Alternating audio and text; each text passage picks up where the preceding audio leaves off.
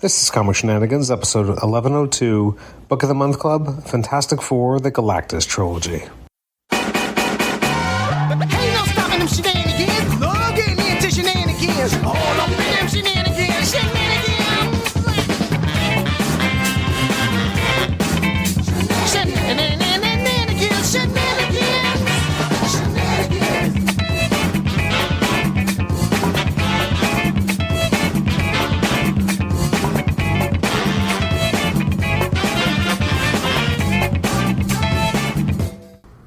Welcome to Comic Shenanigans. This is episode 1102, or 1102 in the common parlance. I'm your host, Adam Chapman. I'm joined by my co-host, Nathan Struck, and we're going to be talking about something very Fantastic Four themed for our Book of the Month Club. We're talking about something that feels very apropos for the upcoming Fantastic Four film, which has actually come out yesterday, based on when this will be dropping, although we're recording this a couple days before First Steps comes out. We're going to be talking about Fantastic Four 48 to 51. I'm going to take a breath, Nate, and let you introduce yourself.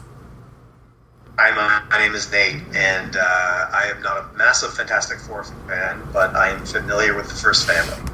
Okay, so let's get into it. So originally we were going to have another fellow joining us, our Paul Scores, who was our erstwhile co-host for these Book of the Month clubs, and so I was very interested to see what he thought about Silver Age Fantastic Four, as I would imagine he's probably never read any of it before. Unfortunately, scheduling being what it is, didn't quite work out, and then I was kind of half pushing us to read a John Byrne story with Galactus instead, and you were like, no, let's go classic, let's do it. So we're going to talk about this. Now, what I was surprised by is that I just kind of assumed, given your history with the Essential collections, etc., that you would have read this material before. But it would seem that may not be the case. No, I read Essentials, Avengers, I think the first two volumes, Essentials, Spider-Man, stuff like that. But I only read some of the, they are. I don't remember the imprint or what the style was called. These tiny little books they would release, miniaturized versions of some of the early issues from FF. I didn't read. I mean, this is up and around issue 50, so I never read anywhere near this number of issues. And I only, in terms of the all new, all different, right? Whatever the remade team, the Art Adams. New team. So other than that, no, I'm not planning on collecting the Byrne stuff. After all, I'm going to borrow your stuff. I haven't read the Byrne era stuff. Really, for me, it's Chris Claremont, right? A little bit of them exiting with right before Heroes Reborn, and then I read most of Heroes Reborn, and then Heroes Return. I was my big thing for Fantastic Four for a very long time. So this is new to me. Okay, so what, I guess, very general impressions. What did you think of it? I mean, it's obviously it's supposed to be some of the best of FF was, in terms of Stan kind of finding the best balance for his particular prose. You have Jack Kirby really firing all cylinders. So I'm curious, what were your impressions of these issues? So again, we're talking about 48 to 50 primarily. Yeah, the wide kind of arcs of this are familiar. I guess this is just being retold in cartoon form, or somehow communicated to me in other ways. This is no surprises. Ultimate Nullifier, Silver Surfer turns against his master, becomes a little bit sweet on Alicia Masters, and she on him. The Thing leaves and has this monster moment. I didn't know came right afterwards, but it makes complete sense after he sees them on the rooftop. I love a good rooftop scene. So yeah, and nothing can stop him. He's the unstoppable Galactus, and they're just kind of bouncing off of him. The constant references to we're like fleas or like ants to him. So those big were familiar. I was delighted a few times by, I know that Stan Lee's dialogue is often overwrought, but there were some really good moments, great, almost poetic and philosophical moments that surprised me and delighted me, which I suppose to maybe a 10-year-old reading this for the first time would have just felt like a classic opera or Shakespearean. Would have felt like you're reading something that was too old for you, or that you shouldn't be reading, or that you've been invited into this world of cosmic nightmares and wonders. So I can definitely see how kids of the right age would really have felt like this is just super highbrow and grand opera. So it still reads fairly well. I mean, I was happily surprised for the most part that it wasn't overdone in terms of narrative boxes and all that stuff. So I enjoyed it for what it is. Mm-hmm. I'm curious how you felt about, and it's so particular and peculiar, but you have Galactus, and in these 3 issues, his visual changes each time. Like you're getting closer and closer to the quote unquote classic Galactus we all think of. Is not there directly on the page at the beginning. Like he's got the inner workings are starting to take shape, but his outfit is not yet complete. His colors are not yet complete.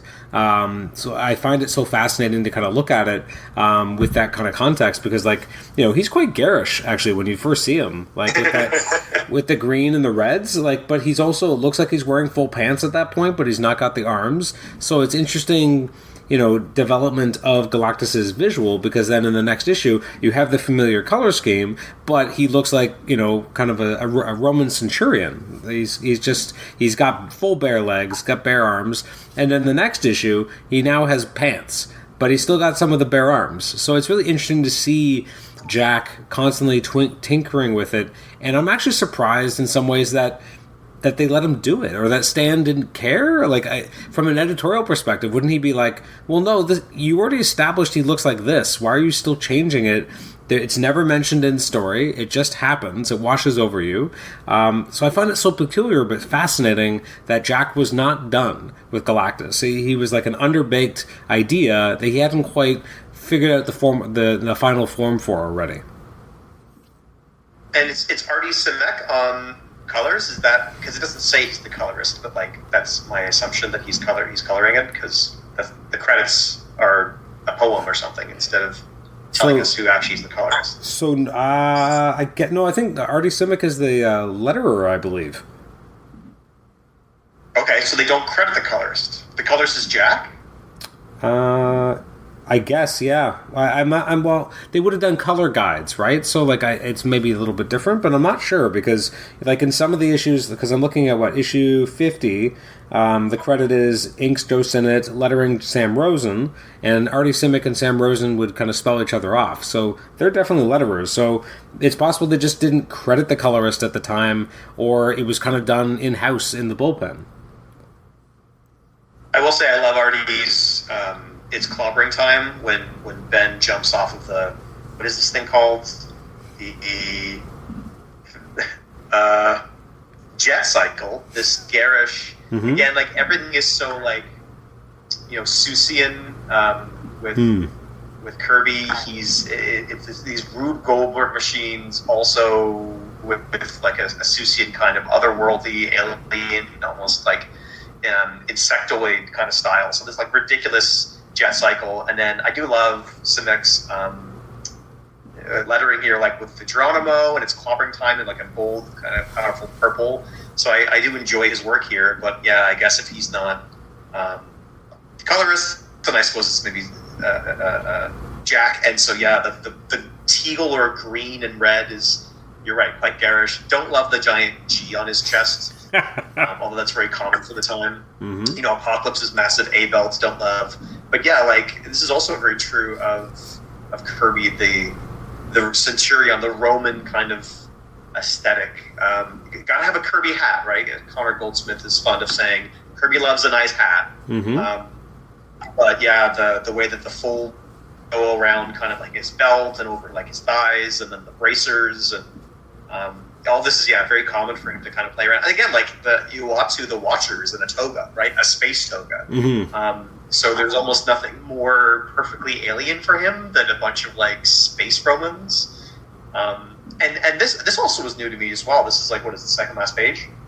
I didn't realize that they were bringing in, I don't even know what the kind of art style this is. So there's a photograph of New York, but it's set in almost a negative of New York. And mm-hmm. the same thing is a shot of the moon, and they've got this kind of collage that they put together of planets and space, and then somehow they've cut and pasted together very awkward images of machines, alien machines, and then they've pasted them on top of these other real world images to kind of show Galactus' spacecraft opening up and then scanning the planet. Very otherworldly, very weird, very like indie, kind of like almost like a zine aesthetic. And they do this more.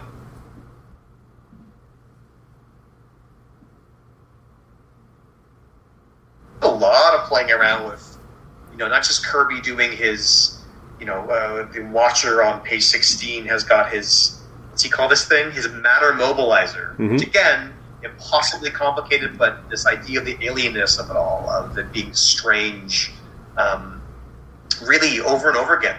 They do good work with this. And again, the colors on Uatu, on all yellow kind of face with the bug eyes and very stark inks to show him horrified at the apocalyptic horror of it all. So these moments are quite nice. The Silver Surfer is zipping around in the cosmos, great colors there, again, very alien. Another one of my favorite pages, page 13, after Ben has beat up a regular guy. You've got them having a chat, and then Silver Surfer explodes from this supernova, flying across space impossibly fast. So yeah, there's a lot to like in this issue. The fire sky, which you don't know what it is at first, later recreated in Marvel's, right? In a beautiful Alex Ross reinterpretation, and then later like rocks or asteroids in the sky. So it has these kind of like the plagues of Moses, right? Of like Moses just bringing these plagues to Pharaoh. Signs in the sky, doomsday stuff. So it's all this creativity is a lot of fun. They haven't even settled on the Silver Surfer's name. At one point, Stan is like page 7, I think, right? A being whom we shall call the Silver Surfer for want of a better name. Yeah. He's like, I don't know if we're going to settle on this, but then like the scrolls on the next page are like, this is the Silver Surfer. Like we've heard tell of him. So I don't know. It's like you mentioned before about like the colors and how it's kind of ad hoc. I mean, as far as books, right? Isn't all of this whole era of Marvel everything is ad hoc. Everything is just pasted, put it over there. He's Stan's writing X number of books, and Jack is drawing a bunch of other books, and so they're just kind of throwing a bunch of sticks in the air and then seeing where they land, and kind of like playing it by ear so much so that it doesn't surprise me that like is the name good? I don't know, and like what kind of helmets he got? Like okay, is this the crown? Is the crown from Black Bolt different enough from like the helmet you're giving to Galactus? Put a G on him so we know who he is. And, like, so yeah, that you can feel it, but you can also feel how brimming this is with creativity. There's a reason, right? It's a house of ideas why I got the reputation that I did. So you can really feel it here, and it's a lot of fun. Absolutely. What we haven't talked about with this issue, which tickles me to no end, is that you have that cover, that fantastic cover with like the ominous skies, the idea that like the Watcher is looking at something that is going to be so terrible, and everyone's kind of in horror, and then you're just climaxing the previous issue. Like for the first 5 or 6 pages have nothing to do with Galactus, and they're just kind of tying a bow on the prior storyline, and I find that so hilarious because we're so used to a specific kind of act structure now in comics, and this just throws all that out the window. It's just we didn't have room for the finale last time, we're just gonna have it here, and then we're just gonna jump into a whole new story, and it feels so odd. And then even in the issue 50, you're kind of doing the same thing. Like the actual climax of the Galactus threat is like halfway through the issue, and then you're just moving on to new stuff. And that's not something we think of in terms of pacing of comics. That's not something we're used to seeing. So seeing it here is hilarious. And again, this is why I'm a little bummed that we didn't get Paul to read it, because I would have been really interested to see what he thought about that. And was it enough of a nugget seeing the climax to this story? Did it interest him enough to want to read before that, to kind of see which story kind of buttressed up against Galactus? Like, those are the questions I would have had for him. And I guess I have for you as well. Reading it this way and picking up this issue and reading it and starting in on the climax of another story, did it make you want to go back and read that story, or were you more like, get to Galactus already?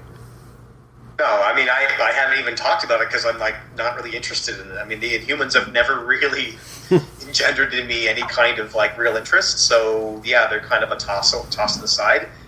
There's an important through line for Johnny's story. Like he's in love with Crystal, and he's been cut off from his lady love. This kind of like Romeo and Juliet, never the twain shall meet again. And he's like, oh man, we can never overcome this barrier.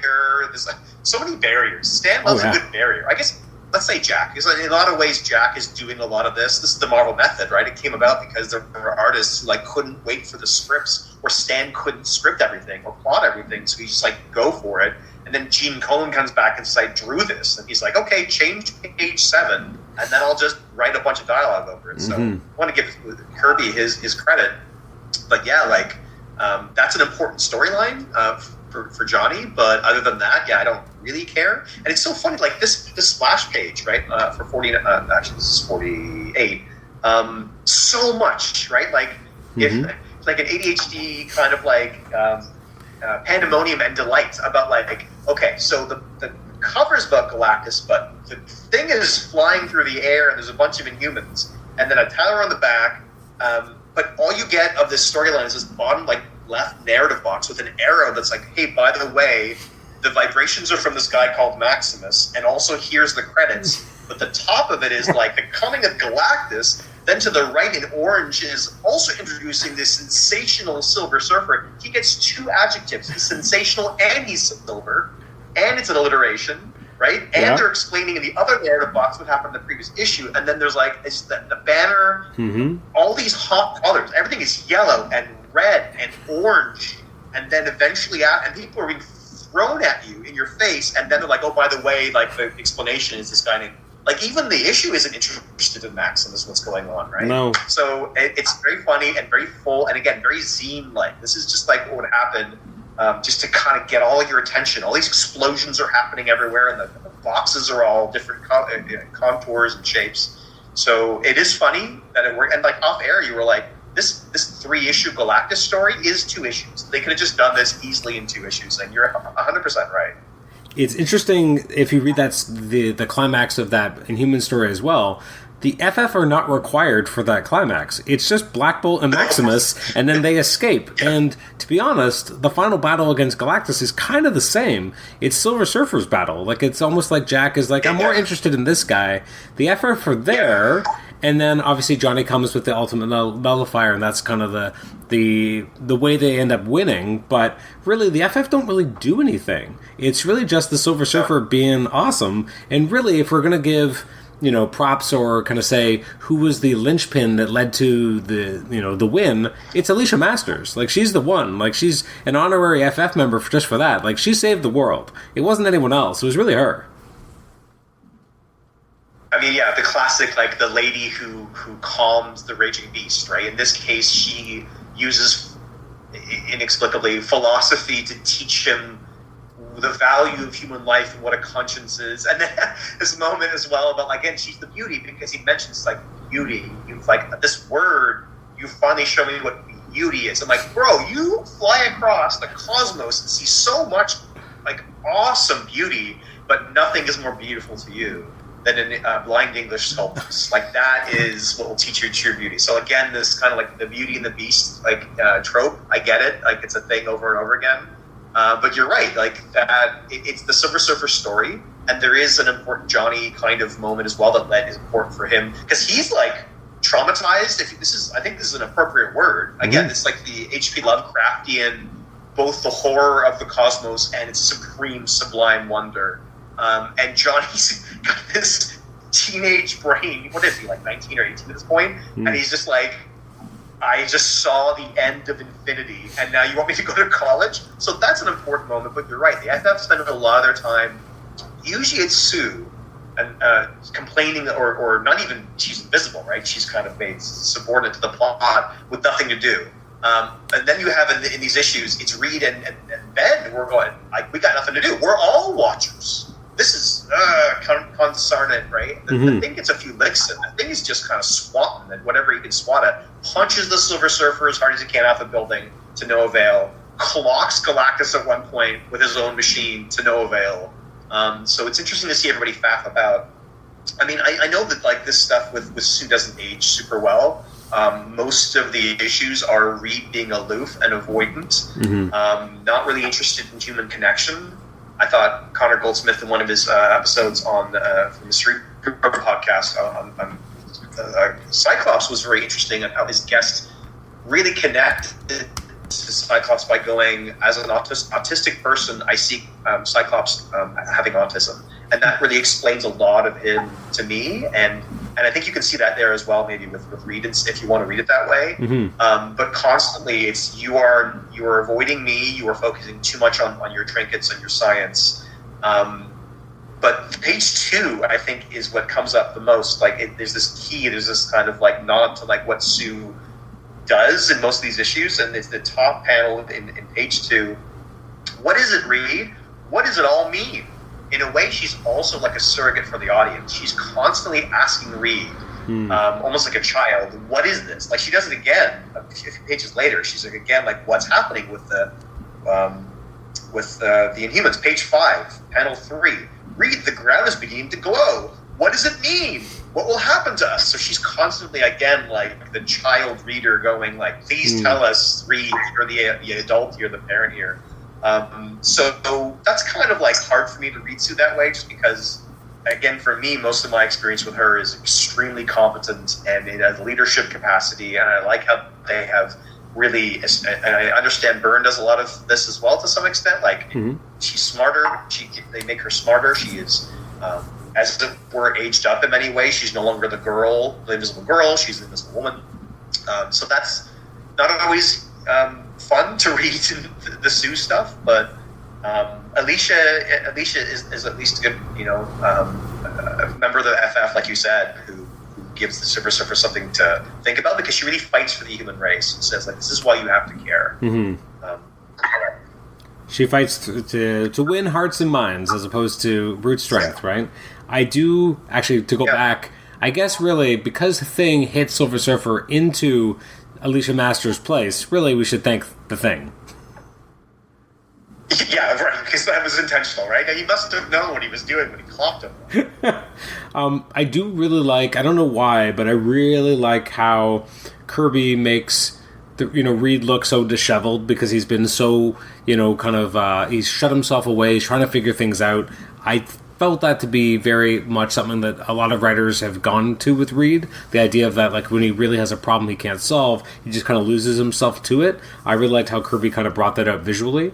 Also, like the moment later on where he's just like, well, there's time to shave, because we're just kind of waiting around anyway, so he's just, like, shaving his face. Yeah.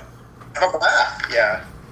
Which, again, like, I don't know, these were, as you said, kind of more breezy than I would have necessarily thought that they would be on a reread. Like, we think of 60s Marvel, and we think of very purple prose, we think of a lot of word captions that don't necessarily need to be there. This almost felt like Stan's kind of learning his lesson a little bit, and he's not putting too much words to kind of obscure the artwork. There's still moments, obviously, where there's a lot of extra dialogue, but, like, this feels more restrained than I think what we often think of when we think of Stan Lee in this period.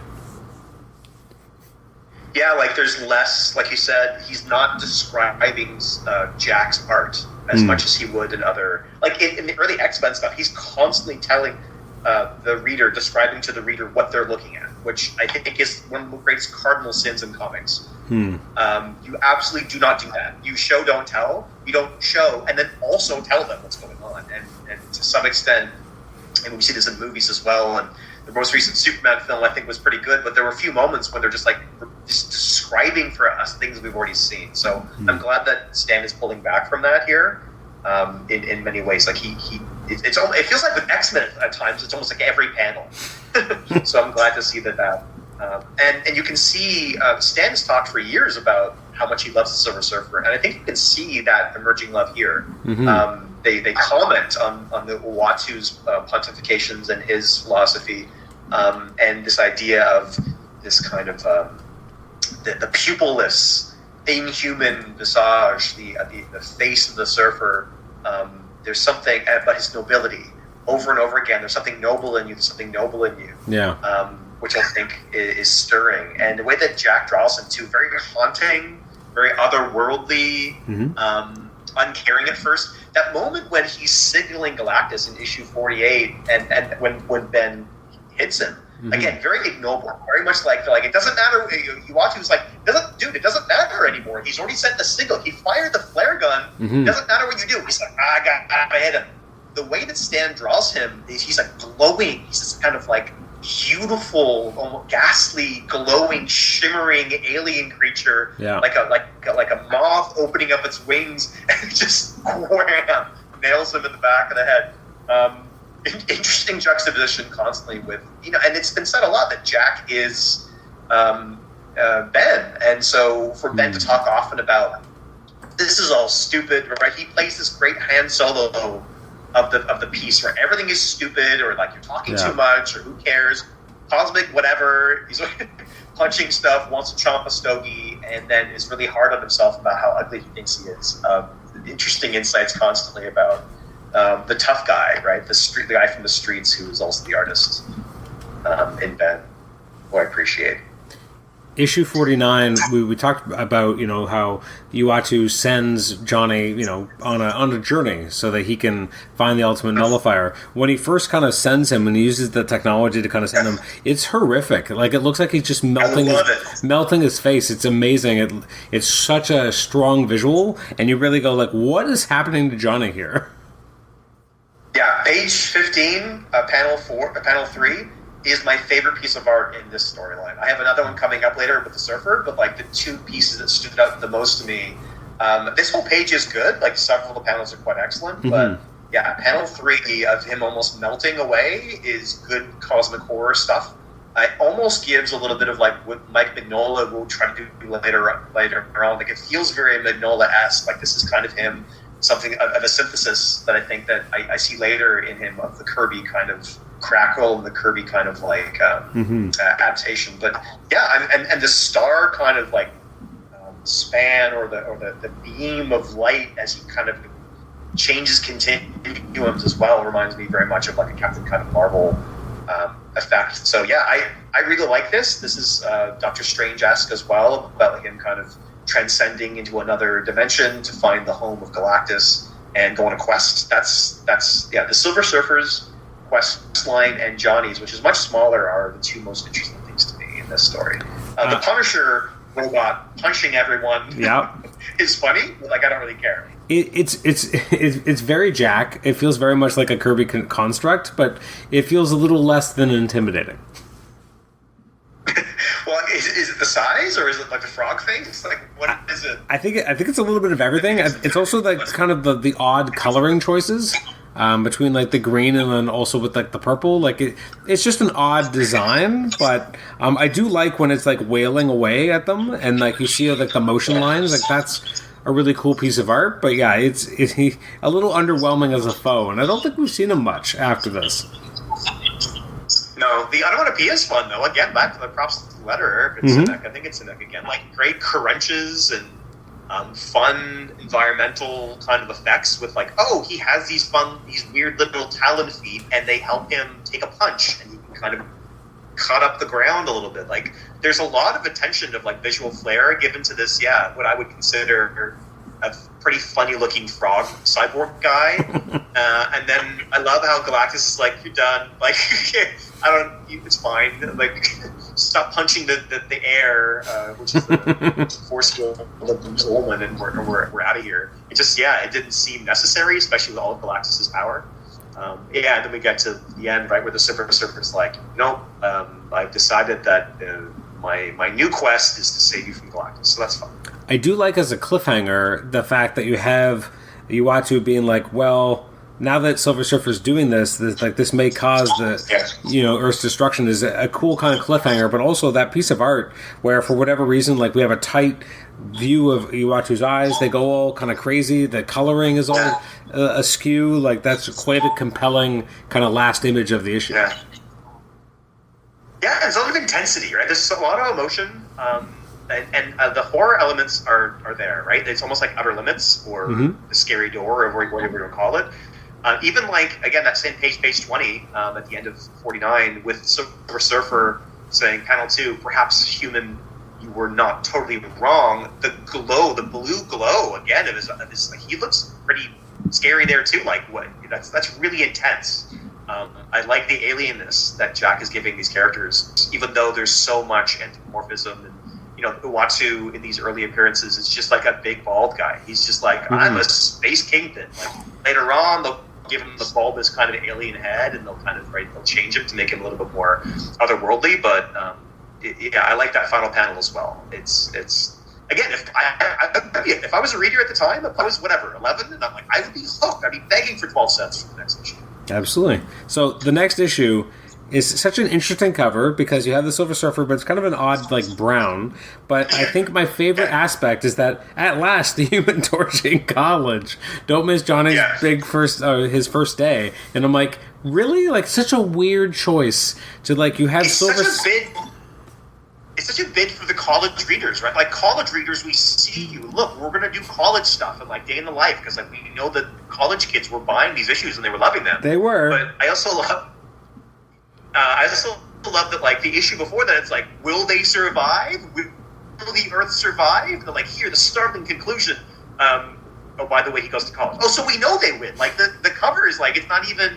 Yeah, of course the Earth isn't round. Like, is he going to college in space? Like, in a rock in space? Like, obviously they win. So it's really celestial and terrestrial at the same time. It's just very kind of out of this world and very mundane in the same cover.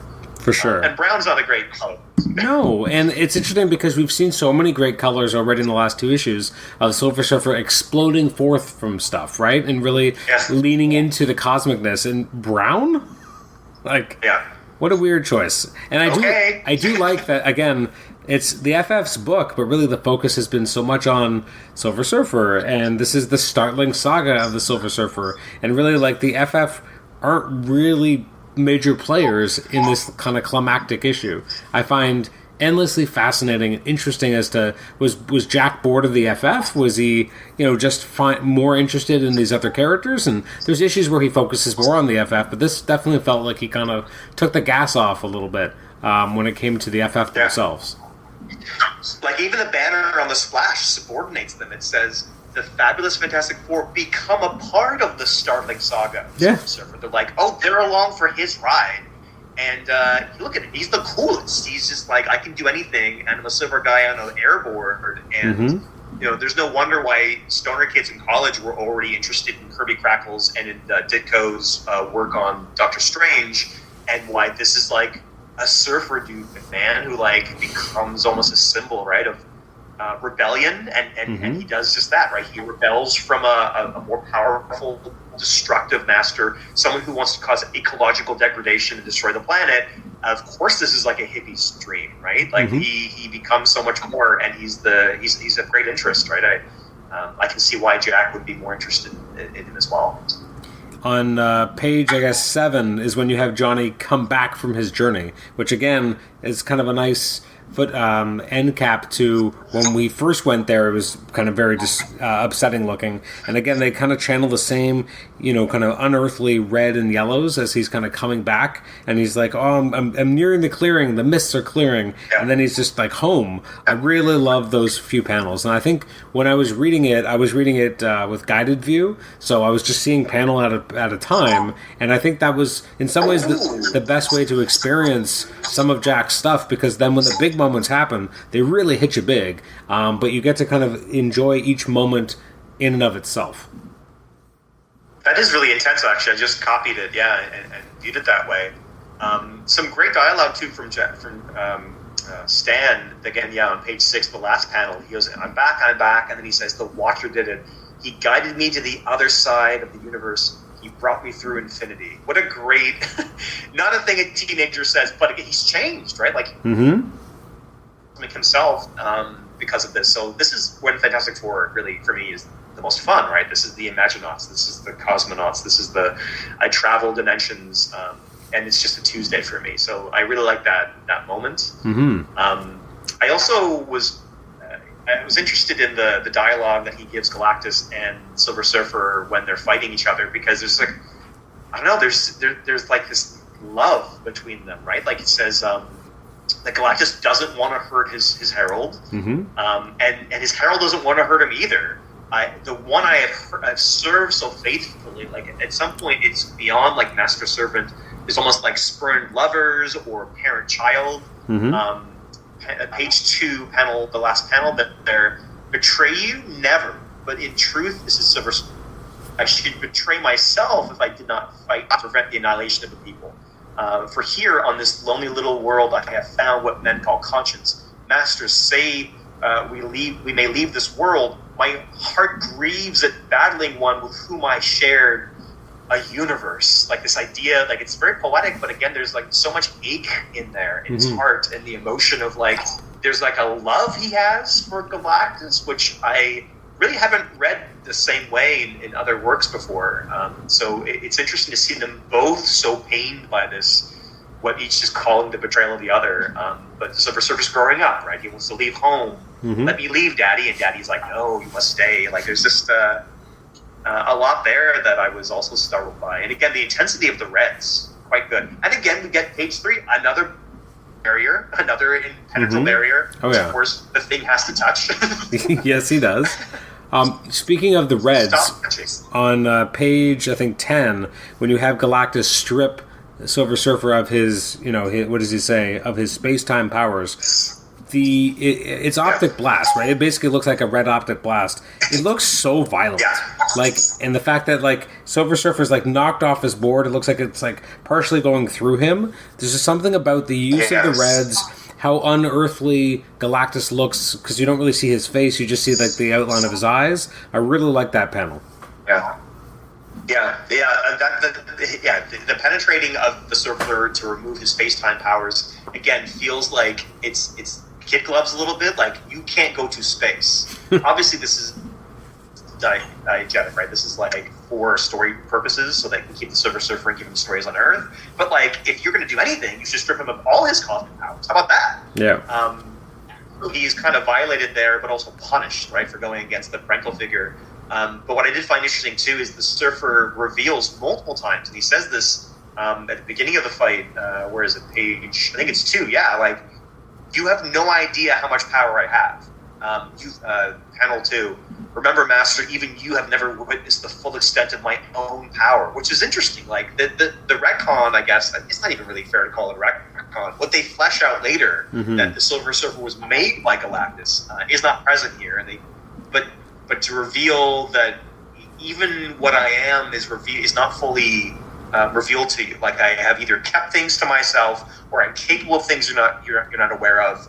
Is pretty cool. Like, I like that. It really ups the stakes, because in so many other interpretations of this or iterations of this, it's just, oh, you're my herald, I made you, and I ricochet you off of me, you're nothing to me. But, like, because of these lines, and what he even does to him, he immobilizes Galactus. He feels like a threat, which is great for high drama. Like, oh, will he win the day?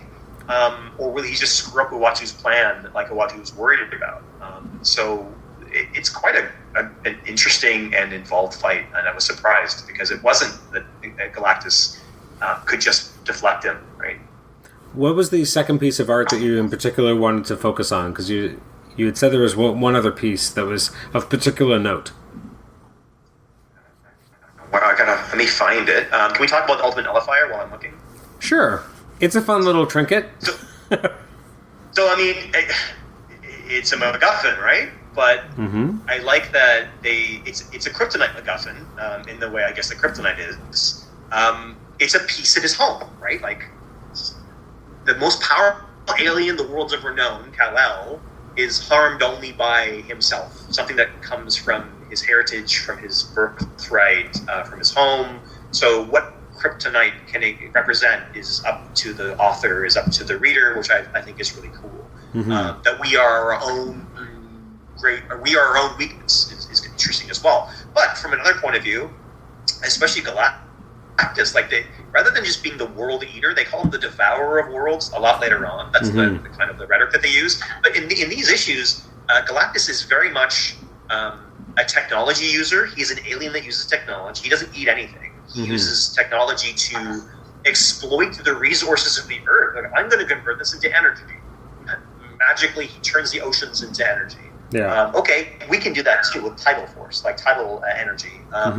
Mr. Burns scrapes the ocean clean to make his slurry. Like, there's ways to exploit all these resources and eventually turn the Earth into a corpse, which again is like metaphorical for big business and corporate interests as we exploit our own planet, right? So like, he's just an ancient colonizer who goes around from planet to planet exploiting it until it's a husk and nothing left.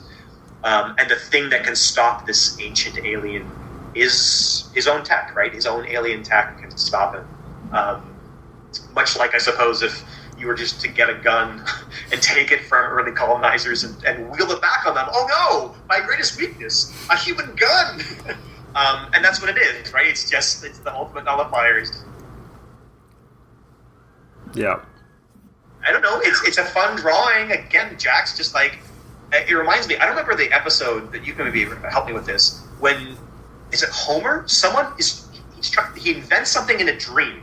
Okay. Right? And in his dream, it's like, oh, if you, congratulations, Mr. Simpson, you invented like this device, and everyone is gonna want it, and you're gonna be very, very rich as a result. I think he has money troubles in the episode, right? And he's like, oh, I want to and he's in a business meeting, and everyone's crowded in front of the screen to see his own invention. He's like, just let me see, get out of the way. And right before the dream ends, he parts the people, and there's this device that it's a nothing, right? It's just this kind of like egg-shaped kind of thing with phalanges on it.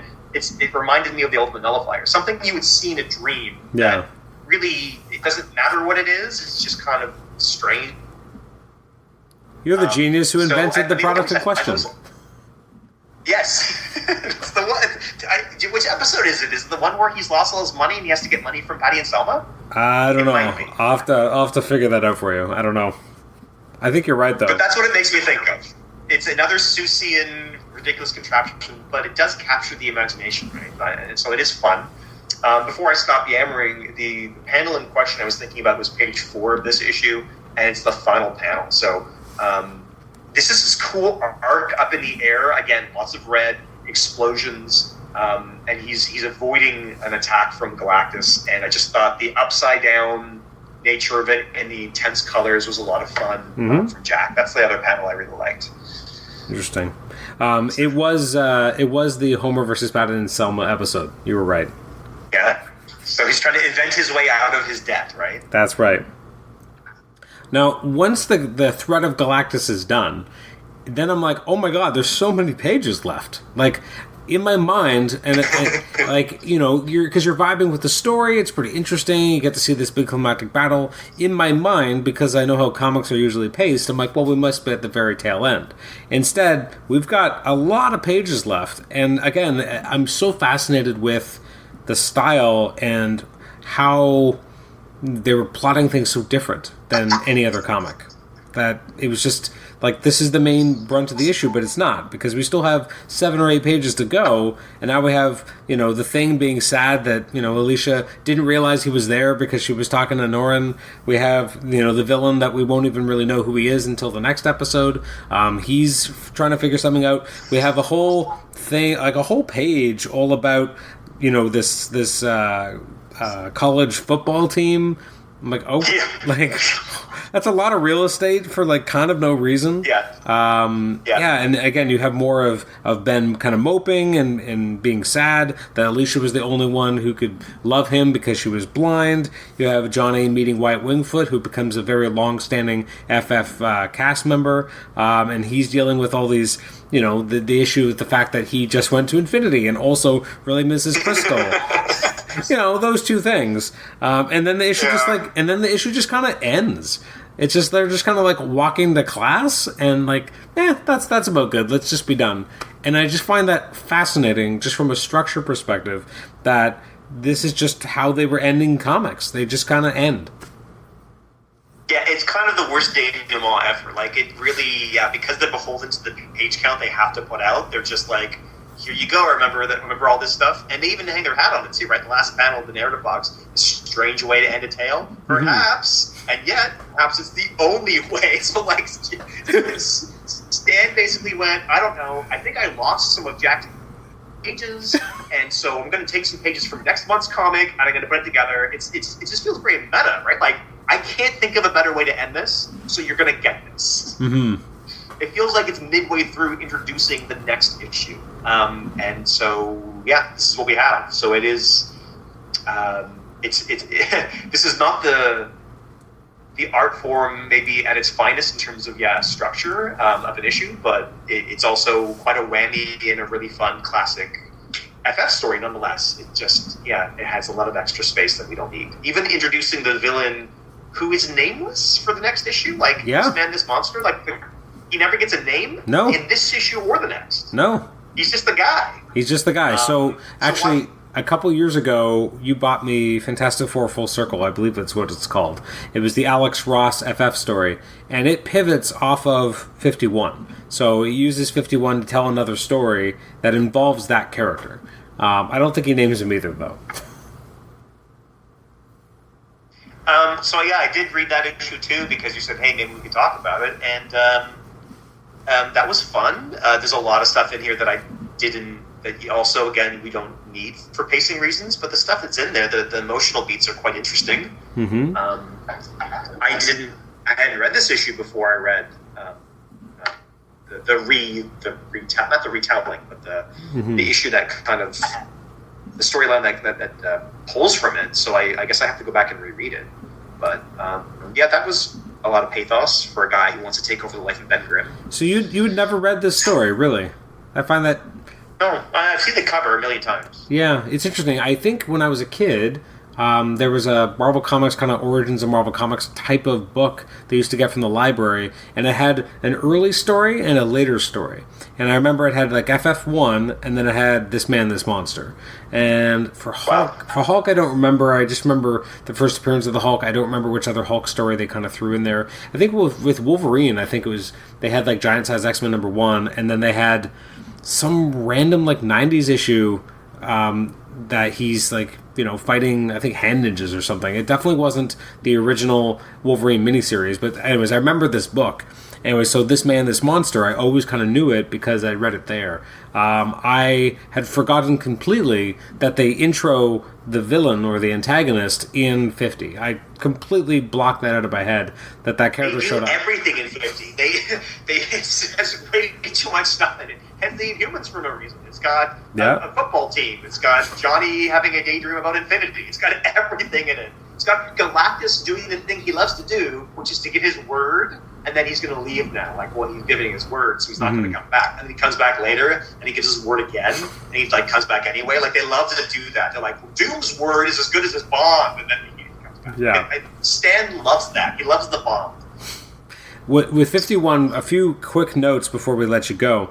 So there's, again, this is the first official appearance of the Negative Zone. It's of note because they used the term Negative Zone before in that adventure with the Inhumans, but that's not the actual Negative Zone, but it was in the vernacular. It was something that Stan was playing with. Now they go into this other place, which, again, we have one of these kind of photo collages of very different art style when Reed first goes into this place. And so this is the first official moment that the Negative Zone appears, which is obviously important for FF lore. What I, again, find interesting reading this with what we've just read with Silver Surfer is, again, the main hero of the story is really the antagonist, not really anyone in the FF at all. Like, they're all kind of there. Reed's doing his thing. Ben Grimm is essentially out of the story for the most part. Like, he's not really a factor in what's actually happening.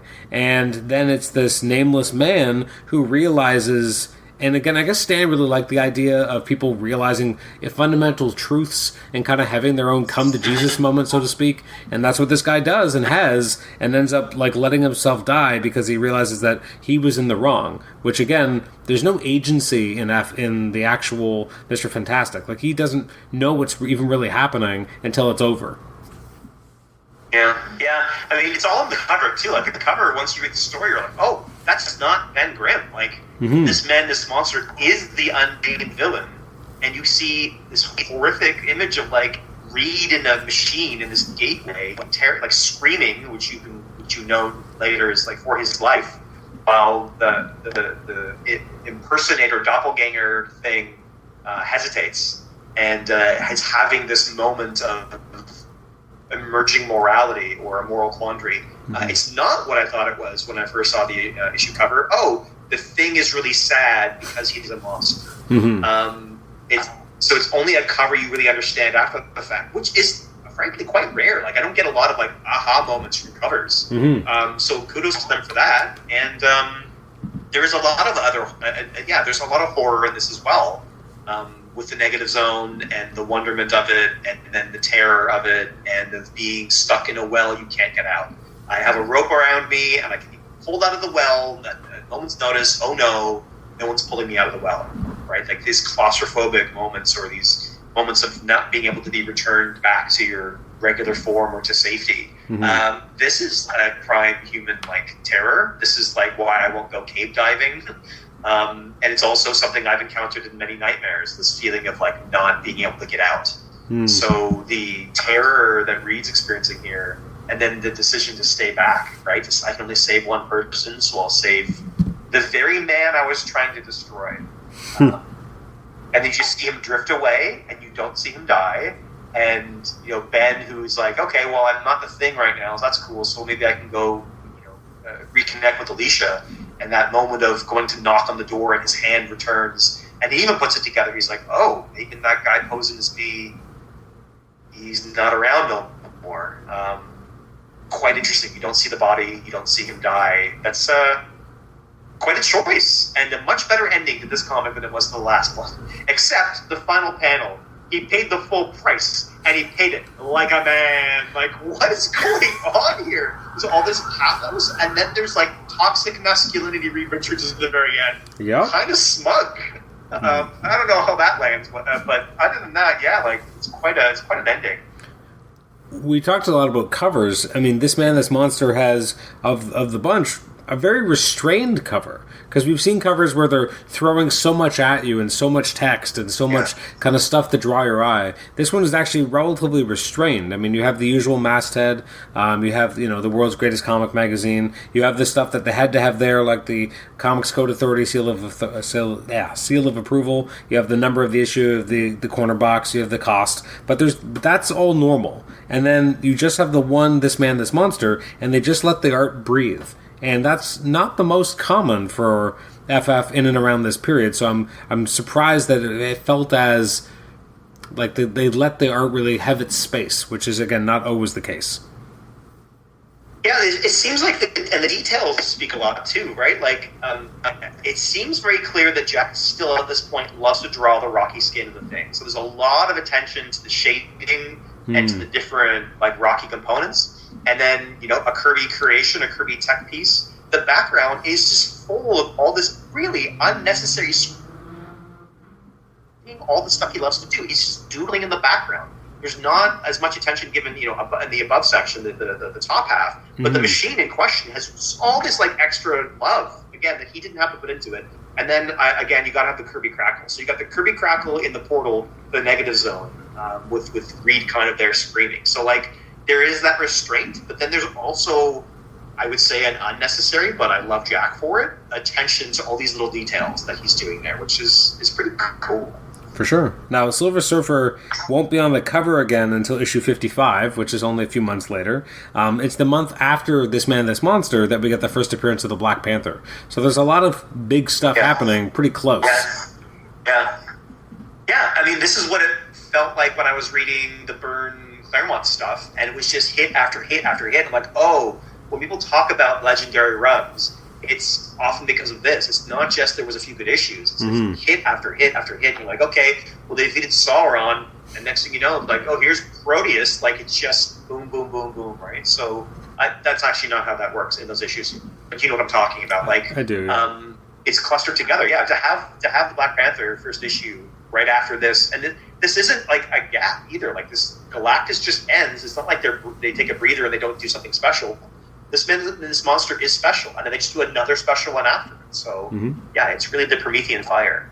But I guess if you're Stan, this is the quieter issue, right? Like, you had the big bombast, and this one is a quieter, more introspective issue, although, again, ends up being quite an impactful one for a lot of people, and this is kind of, for a lot of people, like, it's interesting that I've seen this described as a great Thing story, and I'm like, is it? because the Thing's not really present. It's not really. His body's present, so if you're, his body definitely plays a big role. Is it his body, or he sucked his powers? Oh, that's true. Yeah, it's not even his body. It's just it's replicating his body. It's cosmic rays. Yeah.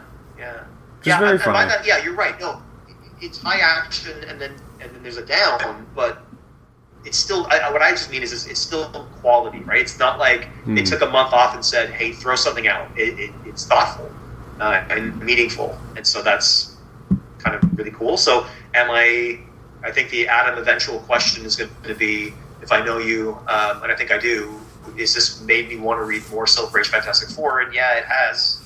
Okay. You got me, you devil. So I guess we got to get Paul in for some Silver Age FF, or what? Yeah.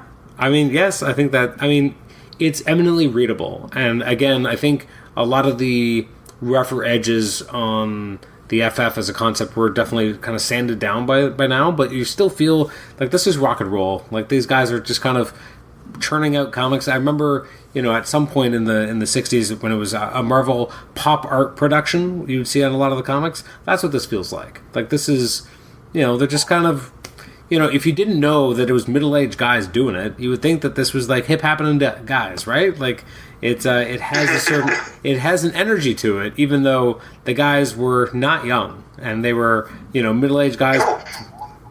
They served in the war. These stands served in the war. So, it's not. Yeah, these are not teens. Well, so Jack, unlike many who got to do kind of more not art related, but like because of his art skills, some people in the military got to do jobs that were safer because they were like draftsmen and that kind of thing. Because he could draw things really well, he was actually more on intelligence. So he had to actually go into occupied areas and then draw what they looked like and draw reference points so that they could have like invasion plans and that kind of stuff. So like he was much more actively involved. Stan got a cushier job. Jack was in the trenches. Yeah, he was behind a desk. Yeah. Jack was much there necessarily. Jack had skills, but they definitely put them to use, but not in a safe way. I wonder if his Yancey Street, right? This idea of Jack being raised in a rough part of town, a rough part of New York. Wonder if he ever had to actually get really, really physical and violent. He probably did. Just from Jack's Wikipedia page, which is not perfect, but I've seen it sourced in other places. He was a lieutenant, and that. Let's see. He wasn't a lieutenant. He was working for someone else who was a lieutenant. He was made a scout, and he would advance into towns and draw reconnaissance maps and pictures, which was extremely dangerous. I'll get to give him a camera. No. That's my question. Well, that's a good question. Well, I guess that's tech, right? So you don't want anything that... you want him to travel light, I guess. I guess. I don't know. Good for him. I'm glad he survived the war. Yeah, if he hadn't, we wouldn't... Imagine comics would be so fundamentally different. Would it even still be around? Yeah. Well, now we're getting really heavy, right? All those lives that did get lost or taken, what they could have given to society and to humanity, we now lost them. But that's true. Can never know. We'll never know. So this has at least ignited a bit of a taste for Silver Age FF for you. Yeah, maybe I should just get that volume 1 of the Silver Surfer Epic line, because I'm so close to having every Silver Surfer Epic. I don't know. Do I just do it? I don't know. I'll think about it. But I would read more. Yeah, I think obviously these conversations, like a book club, is a really good reason for me to kind of get into it, and I like talking about it. It's all made really more enjoyable by talking about it anyway. Like I don't want to read all this in the vacuum and just kind of let it go by the wayside in my memory. It means more to me when we chat about it. So. Thank you for including me in your show. Of course. Now, I think we might finally be back to Spider-Man next month. Don't start any celebrations, but it's possible because I've been trying to pair things with upcoming movies, etc., and other themes, and like Valentine's Day, Canada Day, all sorts of stuff. I don't know if I have a theme for the end of August, so we might be going back to... I came up with one idea. It's the worst idea possible. If you're talking about the end of summer, what screams summer comic like the comic book Trouble? Awful. Awful comic. Okay, so Spider-Man Clone Saga it is. All right, there we go. Can you imagine if I was like, Paul, you got to read Trouble, and he's like, what's this? And it's just like flipping through it. Oh my God, why? Yeah. Have you read it? No, but we have been away from the Clone Saga too long. I've forgotten, like, how many clones are there, you know? Oh, there's so many. Don't worry. We're going to see so many. There's a maximum, apparently. A maximum amount of clones. Good goodness. Okay. Well, thank you so much for being part of this, Nate. It's always a pleasure to, talk about comics, but specifically something that you may not have read before. I don't even remember the last time I read it. I had read it many years ago. I remember way back in the early 2000s when people had torrents of comics and people were just uploading their scans of their actual issues. And I remember reading like 400 issues of FF in like not an afternoon, over a course of like a month or two, and really getting into FF. So it was nice to kind of go back to it. The restoration that's available on the version that we have on Marvel Unlimited is really crisp, really nice, and the presentation of it looks really good. So this was a lot of fun, and next month, hopefully, we'll be back hip deep in clones. For those listening, you can email me at comicshenanigans@gmail.com, rate the show on Apple Podcasts, listen to us on Apple Podcasts, and also listen to us on Spotify. Thanks again so much for listening to the show, and we'll catch you next time. Bye-bye.